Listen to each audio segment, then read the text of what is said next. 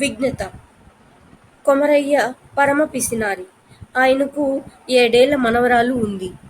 పేరు గీత. ఒకనాడు ఒకడు అద్దాల పెట్టెలో తినుబండారాలు అమ్ముతూ కొమరయ్య ఇంటి ముందుకు వచ్చాడు. వాటిని చూడగానే గీతకు తినాలని కోరిక కలిగి, తాతయ్య, మిఠాయి కొనుక్కుంటాను, డబ్బు ఇవ్వు అని అడిగింది కొమరయ్యను. డబ్బు అనే మాట వినగానే కొమరయ్య ఉలిక్కిపడ్డాడు. ఆ తరువాత తేరుకొని, సరే గీత, నేను ఒక ప్రశ్న వేస్తాను. సరిగ్గా సమాధానం చెప్పావంటే నీకు డబ్బులు ఇస్తాను అన్నాడు. అలాగే తాతయ్య, అడుగు అన్నది గీత. కొమరయ్య రొండిన దోపుకున్న ఒక చిల్లు నాణెం, ఒక బంగారు నాణెం తీసి గీతకు చూపించి, ఈ రెండింటిలో ఏది పెద్దది అని ప్రశ్నించాడు. పరిమాణంలో చిల్లు నాణెం పెద్దదిగా ఉండడంతో గీత దానికేసి చూపుతూ, ఇది పెద్దది అన్నది.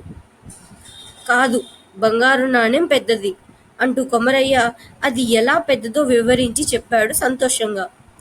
తాతయ్య, నేను ఓడిపోయాను. ఇప్పుడు నేనొక ప్రశ్న వేస్తాను, నువ్వు సమాధానం చెబుతావా అని అడిగింది గీత. చిన్నపిల్ల అడిగే ప్రశ్నకు సమాధానం చెప్పలేనా అనుకొని, సరే అడుగు అన్నాడు కొమరయ్య.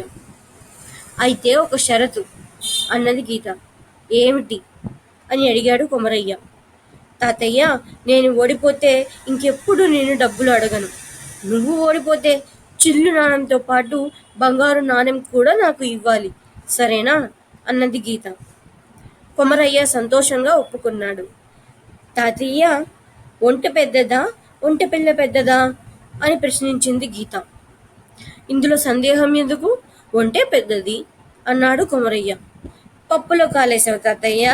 ఒంటె పిల్ల వయసు ఎంతో నువ్వు అడగలేదు. ఒంటె పిల్ల కూడా పెద్దదే, అది పుట్టి 10 ఏళ్ళు అవుతుంది అన్నది గీత.